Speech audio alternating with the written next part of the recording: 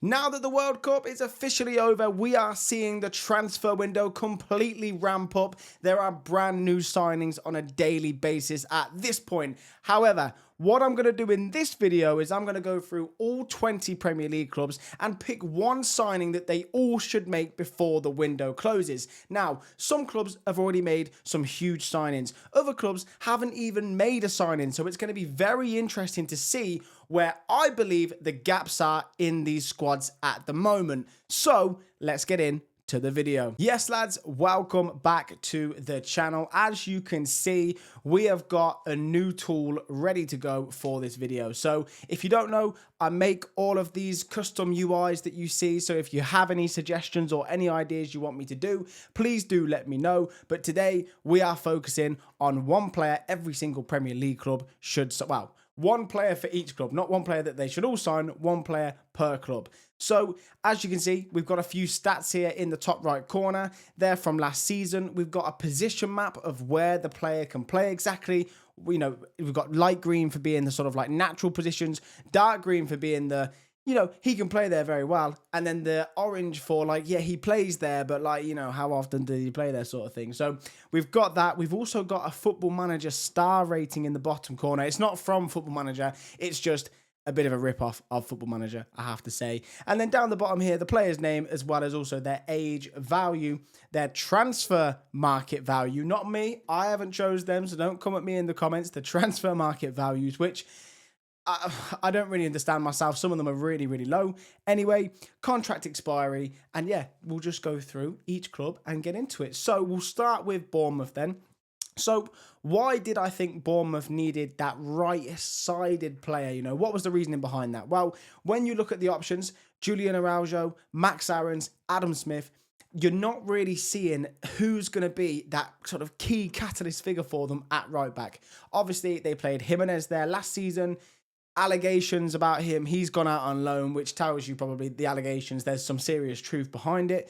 Regardless, they need to now get someone in to fill that void. So I think the perfect player would be Zakaria Alouadi, who's playing his football for Genk, can play in that right wing back position, that right back position, 45 games played last season, 12 goals, 5 assists, a 7.49 rating on FootMob, and as you can see, was able to control his discipline as well. So in terms of what Bournemouth will be looking for, in my opinion, it's basically a carbon copy of Trufe on that left-hand side, a defensively solid fullback, but also at the same time able to push on and able to cause damage down the other end of the pitch. So that is Bournemouth there, £14 million. Whether he'd go for a bit more than that, who knows? But ultimately, it's a good ballpark figure to go off. Now then, moving on to Arsenal, I've gone for this man here, heavily linked with their rivals, Tottenham, but it's Junior Krupi. Now, trying to work out sort of what Arsenal needed was very difficult. They went on and won the Premier League, of course. And I think the argument could be anywhere in the middle of the pitch. Maybe you'd look at a Bruno Guimaraes, like that's a good reinforcement to get for them. But also at the same time, my issue with Arsenal last season is that Victor Gyökeres didn't really fit the style of play. And that's why you saw Kai Havertz, who a very similar profile here in terms of a 10 and also a 9, came in and played quite heavily. So for me personally, I believe they needed a forward central player that can link into the play and also technically just hang with the quality that Arsenal have got. And that's why I think Junior Krupi is perfect, because keep your Havertz, keep your Gyökeres, have them as a bit more experienced depending on who you're playing against. But with Gabriel Jesus, whose levels have dropped, that's why he's a 2-star. Previously probably was a 3-star, dropped down to 2. But Gabriel Jesus leaving the club most likely, that's what we're hearing. Go and get the next generation of a player similar to that. Krupi is the man. They haven't got Rodgers. They've got the money to spend. It makes sense to me to go after Junior Krupi. 13 goals last season. He'll want to improve on that as well with better players around him, I believe. Even if he stays at Bournemouth, by the way, I think he'll improve on that tally. But Krupi is who I would go for. Now then on to my club, Aston Villa, and I've got down here, yes, I've given John McGinn 5 stars. It's not like league specific, it's club specific, and so John McGinn is a 5-star player for Aston Villa. But anyway, Ibrahim Mbaye looks to be a serious prospect here. Plays on the right-hand side, can play on the left, is left-footed, so cuts in from that right and causes chaos with the left foot. And when you look at who's around him, so John McGinn, obviously very versatile, can practically play anywhere on the football pitch. So Ibrahim Mbaye coming in, similar to Alisson Edward. It's Brazilian, so I can't say Edward, but Alisson Edward, whatever you want to say. Similar sort of profile, young winger, probably not going to be starting most games, but when he gets his moments, should be absolutely key. Villa, very solidified, even with some losses in the middle of the pitch, like Yuri Tielemans, Onana injured for a whole season. Very solid reinforcements in Manzambi coming in, João Gomez coming in, and rumoured João Palhinha also coming in. It's the wide areas that Villa need to strengthen in, and Ibrahim Mbaye, I've been screaming this since the start of the transfer window. Get it done, Villa. Won't score many goals for PSG because he has limited game time with the quality that they've got, but ultimately 18 years of age. What a prospect this lad looks to be. So then, let's move on now then to Brentford, and to fit that Brentford transfer sort of like style that they do of the, and I always get this wrong, but it's the underperforming league. It's the overperforming player in the underperforming league. I don't know why it really messes with my head. But anyway, I looked at Brentford's squad and deemed that they probably needed someone on the right-hand side. They like to play with the inside forward, so I wanted someone that had a left foot. But I also wanted someone that had the versatility to also drop back a bit deeper as well, because Brentford do like to change their shape sometimes. So this is the man I've ended up with. Dario Osorio, playing his football for Midland, 22 years of age. Last season, 18 goal contributions in 47 games, 7.27 rating. Looks to be a really good player, and I feel as though Atara still the main man. I've identified that, but this man featuring here and there. Brentford looking already in a good spot in terms of who they've brought in already. This would just add the quality to that, as I say, with a bit of versatility as well, being able to shift inside if they want him to. Moving on then to Brighton, and again, trying to fit that transfer mindset that Brighton have of finding these gems. Now, this one is not someone from the Danish league that you've never heard of that turns out to be a superstar. This, like the person I'm actually going to say that he's going to eventually overtake him, Matoma, this is a guy who's already a bit of a star. It is Saeed Al-Mala. Now, he's playing his football for FC Cologne, 36 games last season, 13 goals, 4 assists, very, very solid. Shifts onto that right foot again. Everyone loves the inside forwards, don't they? So he's not an out-and-out winger where he'll get wide, cross the ball in. He has got a lot of potential. Cutting inside, he will score goals. And I just see this as such a Brighton signing. They need a bit more on that left-hand side. When you look at Ibrahim Osman, for example, Tom Watson, they're good. But if Brighton want to take it to that next level, I'm looking at a signing like this, especially as well because Matoma has been injury-prone the last couple of seasons. It really has died down about him. Time for someone else to come in. Now, moving on from Brighton, then we've got Chelsea, who of course have just signed, we mentioned it a moment ago, Morgan Rogers. Massive signing for them. They're also making signings across the pitch, now trying to build that Xabi Alonso style of play that he'll want to do. One of the big problems I've got, though, is that one of the Xabi Alonso sort of ways that he likes to build up is by playing it short. And Chelsea have been very, very weak in that department, especially the last season. The amount of mistakes, well, I say last season. The season before last, Sanchez, very shaky. Last season was better, but still unbelievably shaky. In my opinion, if Chelsea want to be serious, they need to go and get a serious goalkeeper. That is why I would go and get Diogo Costa.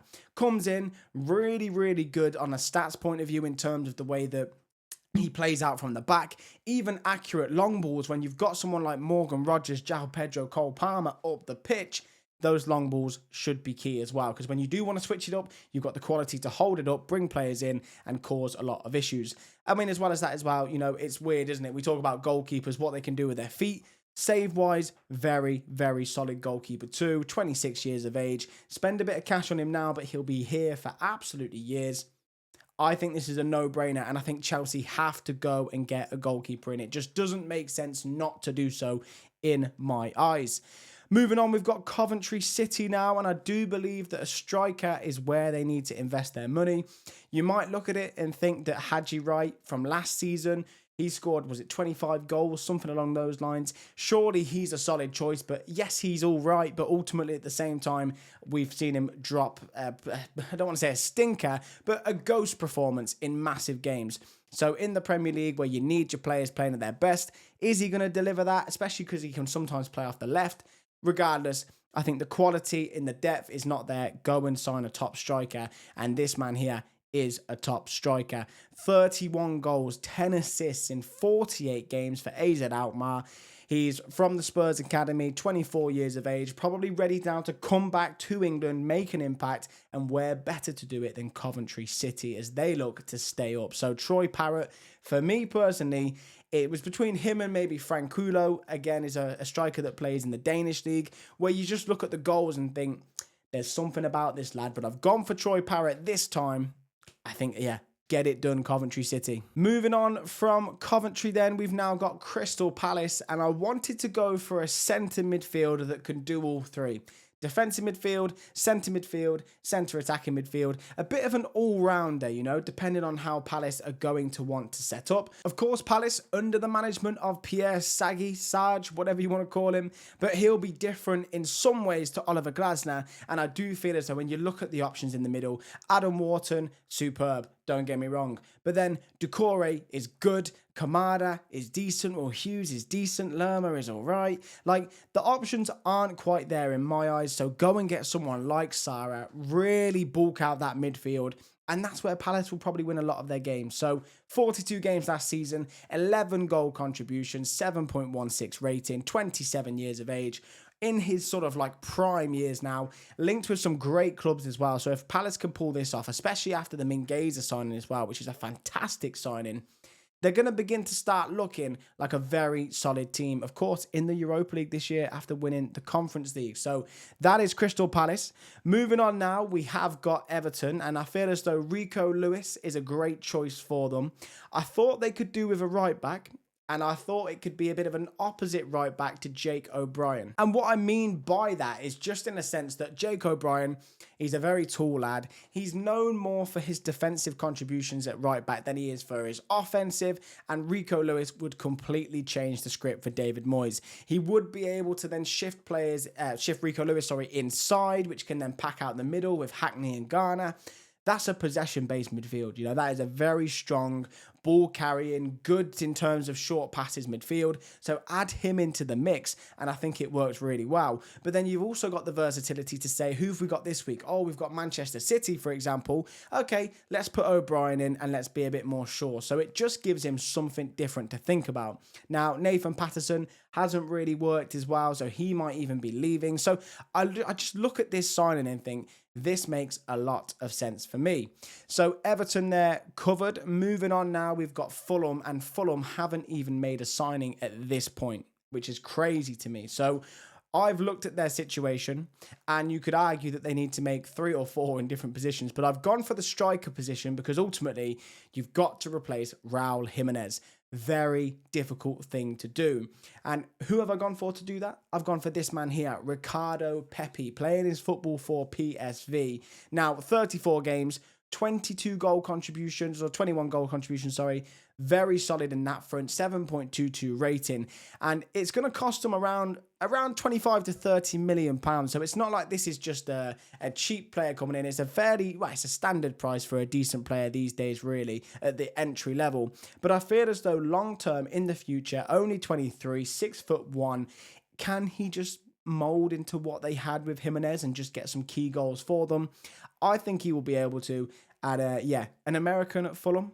It went well before. Why wouldn't it go well again? You know, so it just fit. It just fit for me. So that's Fulham there.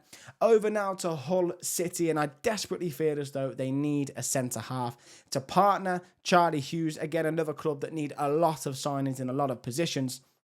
But in my head, it was always, who could come in that gives them that experience, assurance, leadership at the back Tyrone Mings, I don't think you'll get much better in the Premier League than Tyrone Mings. I feel as though he is for sale for the right price from Villa. It's not going to be a huge amount. He's got 1 year left on his deal. So Tyrone Mings comes in, partners the young Charlie Hughes. I just really, really like the sound of that, to be honest. And again, it's the leadership. They're going to be in that low block so often. Sergei Chakirovic is going to love a player like Mings to win the ball and then, even do the long balls as well. Mings is good at that too. So the quick up the other end of the pitch, counter-attacking football of Chakirovic suited perfectly to Tyrone Mings in terms of the defensive contributions. Moving on then, Ipswich Town. For a second I was thinking, who is next? Ipswich Town is who it is. Now, interesting one this, because Ipswich have just signed the second man here in the list, Kanye van Overlin. Now, he seems to be a good goalkeeper. He seems to be a decent keeper. I would assume that means that Palmer or Walton is leaving, or both are leaving, and they still need to get someone in. I think it's a huge risk to go on and get someone that doesn't have Premier League experience. You can come to me and say Robin Roos as an example of a goalkeeper that did well. Fair enough. I agree with you on that.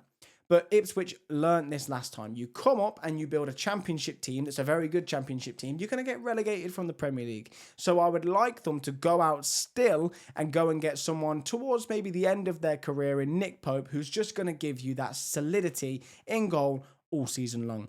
That's what I would do, but maybe they will be happy with Van Overlin.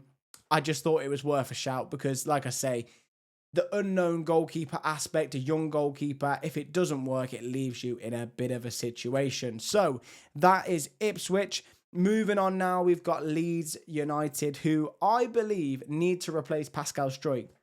And so I tried to find a player similar to the way that Pascal Struijk plays. And I haven't actually added Shea Charles into that list at the bottom right, if I've just noticed that. So where would I put him? I've probably put him... He's just a bit lower than Ampadu. He's probably 3 stars, 3.5 stars if we could do that. So Shea Charles makes a lot of sense. 38 games for Southampton, 8 goal contributions, but that's not the key thing about Shea Charles. It's that sort of holding role that he plays. Very, very solid. Very impressed by him. The Arsenal game was a great example of how well he can play. So Shea Charles with 1 year left on his deal. This to me feels like a bit of a bargain buy for a club like Leeds to get him in. Only young. It just to me makes a lot of sense. He's a natural replacement for Pascal Struijk, who of course has left the club. Moving on from Leeds, we've got Liverpool, and I've gone for Mateus Fernandez Pardo. Reason for this, and I've put him down as a striker. Whether he would play there or not for Liverpool, I'm not 100% sure. Could be out wide, but that's the thing. I thought, what do Liverpool need? Liverpool could do with a versatile striker. It was either that or an experienced left-back to replace Robbo. So I've gone for a versatile striker. We know that they're going to need a right winger anyway, most likely still, because Mo Salah has left the club. But Fernandez Pardo gives them that flexibility. Now, bearing in mind, Ekitike is out for pretty much the whole season still. It is a huge injury that he's had. So Isak expected to lead the line. There's going to be moments where they're going to have to switch up, and Fernandez Pardo at the young age of 21, perfect to bring him in now, in my opinion, and therefore then feed him in and know you've got someone that can play anywhere across the 3 up front. So just one that makes sense. Presses really well as well. Iriola's going to absolutely love that. I would like to see Liverpool take a chance on this young lad. As for Manchester City, bit of a difficult one this. Enzo Maresca comes in. Not really sure where to strengthen, to be honest. And I looked at the right back position, and I think Mateus Nunes deserves to start next year. I think he has had such a good season, such an underrated player, and he's really now matured into that role of right back where he drifts inside, as we just explained with Rico Lewis. And that's part of the reason why I've gone for this as well, because Rico Lewis will likely leave the club. They're going to need a backup right back. I looked around, I wanted to find someone young that they could morph into someone they like, someone that's got good passing stats, good pass accuracy, whilst also retains the ball quite well. Defensively had to be solid enough, and this is the man I went for. Javario Reed, who plays his football for Feyenoord. Only the 20 games last season, I believe he was injured, but 5 goal contributions in that time. Let him come into Manchester City, play that role of second choice right back, and just grow and grow and grow. And as the season goes on, who's to say he couldn't go and replace Nunes? But this is the move that I would make if I was them. Moving on then from there, we've got Manchester United. Now, I did a full Manchester United keep sell sign. If you haven't seen that video, go and check it out. Really, really enjoyed that. Uploaded it at the time of the England game, which was a bit stupid from me, so the views didn't do too well on that one. But genuinely, I was really happy with how that came out. Anyway, spoiler, in that video, I did go for this man here, Antonio Nusa, after a very good World Cup. It just felt like this was a good move to make for Manchester United to go and get some more cover on that left-hand side. Now, is Marcus Rashford leaving? I guess so, but then it seems like he's not had any movement yet. If it's going to be a late move, it'll be a late move. I still think United, because Cunha drifts inside, I still think they're going to want an out-and-out left winger that can cause a lot of issues. And this is where Nusa comes in. I know they've got Dorgu as well, who can play on the left wing, but again, I wanted to go for the more out-and-out winger, Nusa for me. Only 9 goals, but the 7.14 rating shows you that there's more behind the scenes than just goals and assists with this lad. So yeah, 21 as well. So, several years to grow into a better player than he is today, and he's already a good player. Then we've got Newcastle here up next, and I've gone for this man here, a player that was heavily linked with Manchester United. They ultimately opted for Youri Tielemans instead, but it is this man, Ederson. So why do I believe that Newcastle should go for Ederson? I mean, first and foremost, if Bruno Guimaraes is to go, this is an absolute no-brainer. Very similar in terms of the profiles. He's a bit of a hybrid of Tonali and Guimaraes in terms of how he plays, but they're going to need cover regardless. And I still think they should do it now, because when you look at that list of players, so Sean Stewart, who £20 million from Ajax, a young kid, don't know him too much, I'm not going to lie, but ultimately at the same time, you can't be relying on a player like him. Maybe they'll get lucky, but I still feel as though they need experience to replace Tonali.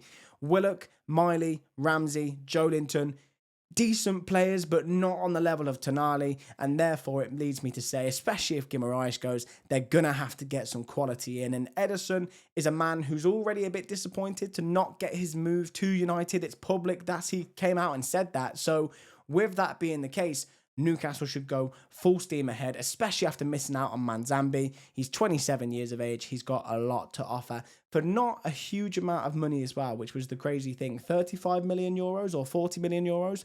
That's what gets his signature. They need to go out and get it and just add to that midfield that's already so good physically. Add him in and it will be like Tonali never left. Nottingham Forest now, and of course managed by Oliver Glasner. Now, this is actually a signing that has officially, I believed, as of this afternoon, either been agreed or it's at the final stages, not quite there yet, but Ousmane Diomande really like this. I looked instantaneously and thought, if Glasner's coming in, he's going to want to bring in a top centre-back to partner Milenkovic and Murillo. Murillo maybe on the left, Diomande on the right, Milenkovic in the middle. So it made a lot of sense to me. And when I was looking at the options in world football, this man stood out. I saw Fabrizio said that there was talks, and I just thought it's perfect. It's absolutely perfect. He's a man mountain, 22 years of age. He will suit the Premier League so well. A really smart bit of business from Forest as they look to push on to become a European, I don't want to say regular, I guess, but it feels wrong saying that when 8 teams get Europe in England. But regardless, it's a great step for them, a great signing, and I think it's one that's going to suit Glasner's style of play down to a T.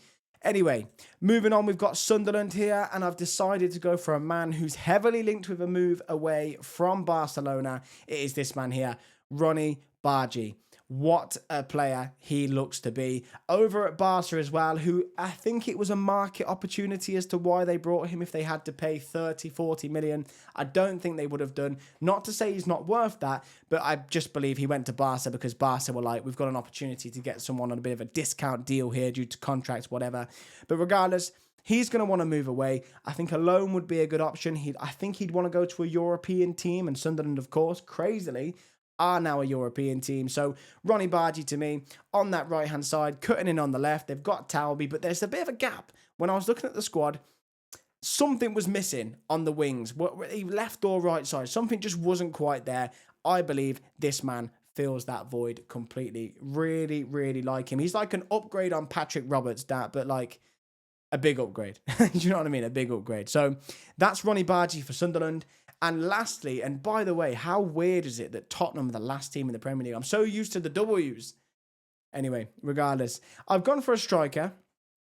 I feel as though this is an obvious move. Obviously, they were after Krupi, allegedly. Maybe that might even still happen as the window goes on. But I do feel as though the final piece for the puzzle for Spurs is a very good striker. Now, I'm looking around. You could say Dusan Vlahovic. But again, like, what has he done in the last few seasons? Is it just picking a name that you know is good from FIFA or Football Manager?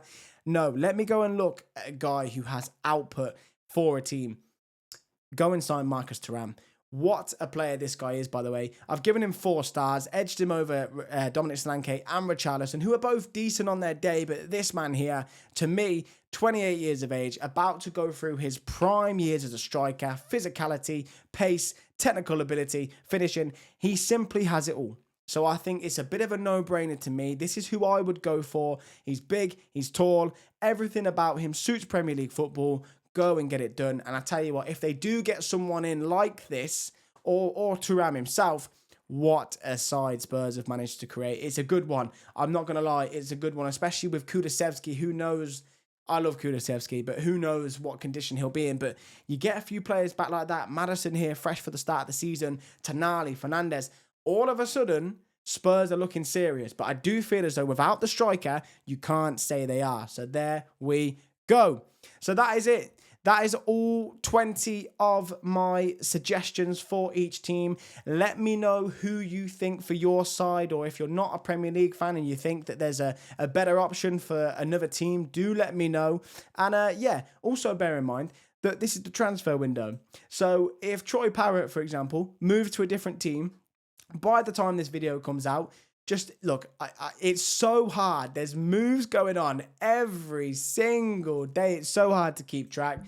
But I've just had a quick flick through, and that is where we are. So if you have enjoyed this video, please do let me know. If you want to see me do this for the Championship as well, get in the comments. Do let me know. I've got some good videos coming up the next couple of weeks that I'm excited to share with you guys, but certainly would love to do this before the season starts for the Championship. So just let me know. But yeah, that is the end of the video, as I say. So hit that subscribe button, guys. Drop a like on the video as well. Hit me with a comment too. I really love reading the comments. And as always, I will catch you on the next one. Just tell me why.